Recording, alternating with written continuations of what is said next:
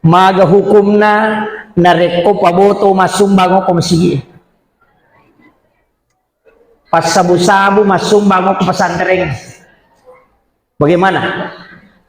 Mabangu masigi ki nangka isa makada masalah na sumbaga. Kalau ulama fikih 4 mazhab Syafi'i, Maliki, Hanafi, Ahmad bin Hanbal semua mengatakan itu haram, tidak boleh diterima.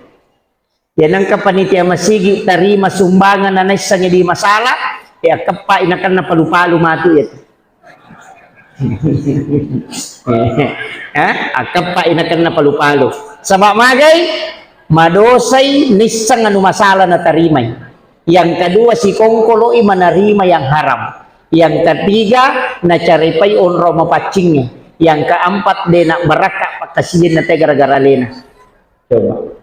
Tapi coba gare ulama yang baru-baru meninggal kemarin, Profesor Dr. Syekh Yusuf Qaradawi, ulama kontemporer.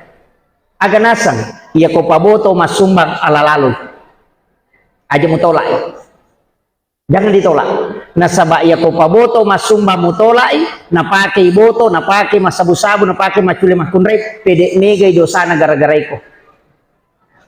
Apa ia ko mualay dina dena tunabotorag. Maka ambil sedekahnya kemudian pasalai, jangan digabung.